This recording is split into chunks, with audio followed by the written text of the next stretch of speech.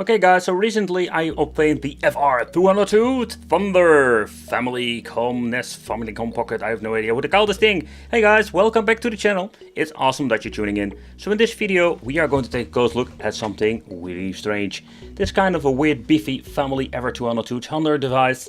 High technology home entertainment. But is it any good? Let's find out. Okay, so some time ago I picked up a lot of these, let's say, different weird systems. And when it comes to weird systems, I'm always like intrigued and just wanted to show you here on the channel. But there were some interesting aspects to it. I don't know if it's going to be working. Yeah, that is the thing. Like, I power it on, the LED goes on, and that's it. I just wanted to check it out with you guys. Like, the way how it covers up is kind of interesting. Don't you think so? But overall, like, this is called like the high technology home entertainment. It's like a Famicom clone. I wouldn't be surprised. We're going to get reset power. We can launch the game from here. So let's try that one out. Let's see if you can fit in any Famicom game card. And let's launch it. Whoo, absolutely. But then overall, like at the front, we're going to get two very strange ports over there. Like, they're not the Famicom ports I've seen before. The bottom part is nothing else. And at the back, we're going to get also like some strange thing going on. Here with the input for the power supply, output for AV out and audio. We're going to get a 50 and 60 Hz switch. I've never seen this on a Famicom clone, or don't see that very often. But in it overall, like, here we're going to get a very big black hole. And it's kind of weird, I have no idea where it's for. So we're also going to do an opening up, because I want to see what can we play with this freaking thing. And what are we actually going to get with this. It didn't come with a power supply, but I did get a pile of these controllers. So let's search which one we're going to need. Okay, so let's see. This weird thing is from the Fun Zone. So this one, I think this is what the PlayStation clone that I want to check out here on the channel. Oh boy, it's like a freaking cable nightmare. Then we're going to get the Fun Zone PlayStation controllers. I want to say these things look not bad at all. They look, when I say authentic, like the original one, but they're not bad at all. I think these were for the N64 clone I had laying around. Got two controllers. This for an almost Super NES version. Oh boy, yeah, this guy just gave me like a pile of controllers. More like, here you have controllers, don't know which one it is. So this is going to be in Captain Obvious moment. Here we're going to get the Family FR202 Thunder controller. This thing looks pretty cool. It's a little bit of a bummer. We're going to get this weird connection. So let me know, do you know which connection it is? Or is it a common one from something else? We're going to test it out just to see what happens. They look kind of clunky, but I can say like they're quite comfortable. Okay, so we're already getting some sticky keys. Or sticky buttons. Do we have a second one? Here we have like the second one. Is this one better? Slightly, but it's not bad at all. So, a lot of shitty controllers. Let's take a closer look at it. Okay, so the only thing I got were the controllers and the system itself. This is, by the way, not the original cartridge. I think the original cartridge was something like this. No, I think not. Like, I have a lot of these bloody things laying around. It is a Famicom player, so basically we can play Famicom games. And we have a lot of them, like, just to see how will this thing work. Will this work with every single game? Yeah, curious about it. So that's also what we're going to try out. We're going to do a quick turbo. And we're going to have a lot of fun.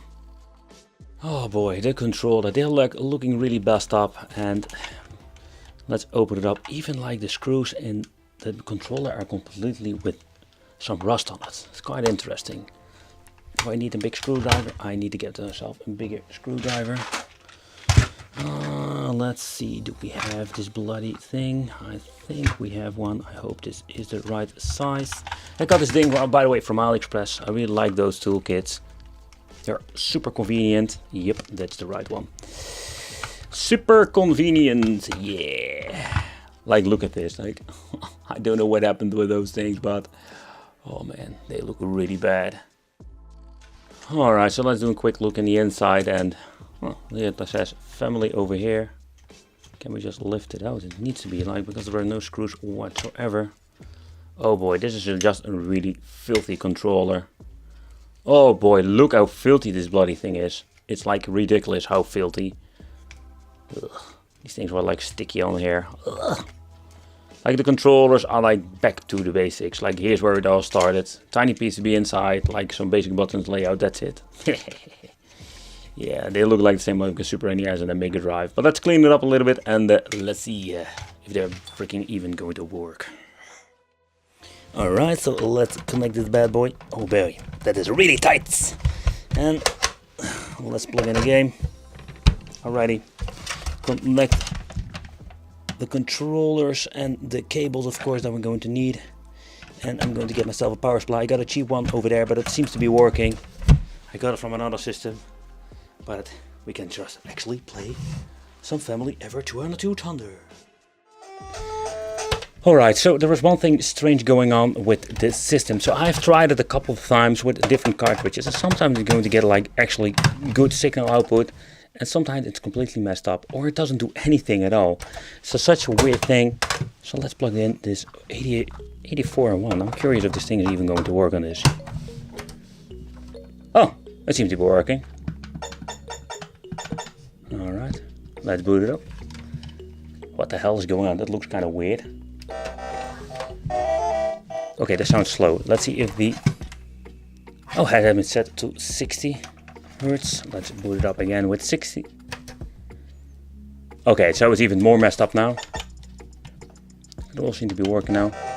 And it sounds indeed way faster.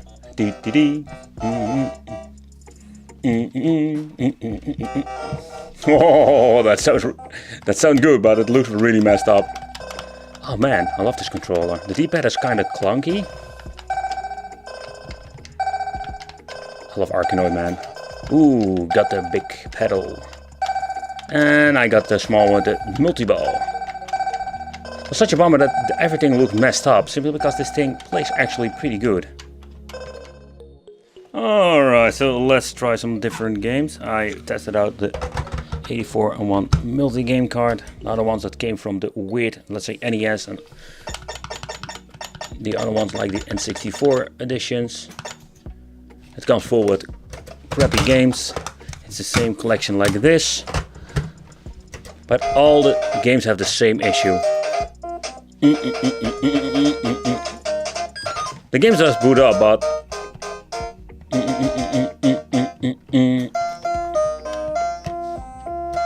okay, this game looks really messed up over here. So let's boot up baseball. I think baseball was broken. I think baseball game is completely messed up. Yeah, that doesn't do anything. Maybe I need to clean this one up, but it doesn't do anything. The Super 66, the weird gun cartridge, is now giving me just white screens. So yeah, conclusion is, let's try the last game. See, and this is what I mean, like, it looks absolutely great. And I just say that when it comes to these devices, like the Famicom clones, I have seen myself some shitty devices, but this thing has some pretty good audio and signal output. So far so good. But I think this is more like an issue of the connector. I wanted to say, like, what the hell? Whoa, whoa, whoa, whoa, whoa, whoa. And by the way, it doesn't even matter if you have like 50 or 60 Hz mode. Oh, okay, I'm going to stop doing it because I'm going all crazy here. Ooh. Okay, so let's open up just to see what are we going to get in the inside. And this is a weird situation that we're actually going to get like a boot up, but when we're playing a game, it looks completely messed up. And yeah, it doesn't even matter if you're going to get a brand new game, an old game, whatever. It has so much issues. And in my opinion, some of these systems are not having the same quality like the original NES. I know the original NES will get broken sometimes, but the quality is, in my opinion, way better than the cheap stuff. Let's see how it's built in. It's going to be a slightly hot glue madness over there when the LED. Such a weird construction. But the way how it looks over here, it looks way better than the other devices I've seen. So first of all, we're going to get two nice switches over there. Like most of them using these micro switches nowadays, but they're like looking a really decent one. It's still a lot of plastic fantastic with nothing inside. Over here we're going to get a special dust cover that goes around the connector itself, and here we're going to get the final and third PCB, and this is basically for the signal output and the region switch, and here we're going to get the input for the power supply. Of course, we're going to do a quick teardown with this one because I want to see is there any information on this when this thing has been made, but also are they using a black blob this time again like they're doing many times before, or can we finally see what kind of chip they are using. And of course I cannot do a full teardown because everything is connected with these shitty horrible pieces of ribbon cables. Let's do it upside down over here. And let's see what are we going to get. So it is quite a big capacitor over here. Oh boy, look at this cooling element. I've never seen it on a device like this before. Ah, here we can see the date when it was made. Okay, let's be very gentle with the freaking cables. Oh, Family Elect, something like that, Technology Ltd. Serial number this freaking thing has. It has been made in 2002. So boy. So this thing is quite old already. So quite interesting concept, but there is nothing over here when it comes to a black blob. And I'm guessing the reason why normally what you're going to get with some of these like built-in games, and we don't have those, so we don't have black blob.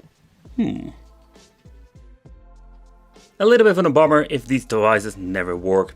Yeah, I must say, like the FR202 Thunder family, I must say this device indeed looks slightly better when it comes to the quality. And I wanted to play this game just to see how it works, how it looks, and how it feels and smell. But sadly it didn't work at all. But yeah, it didn't work at all. Like it did work, like it booted up, but you can see like everything is messed up. Doesn't even matter what game. I tried it on a different power supply and some other things, but it's just internally in the system itself. A little bit of bummer, it's more like a collectible item now. It's still very good condition.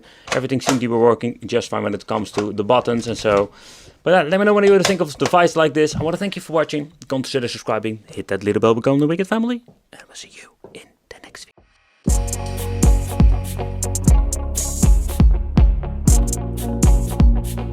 video.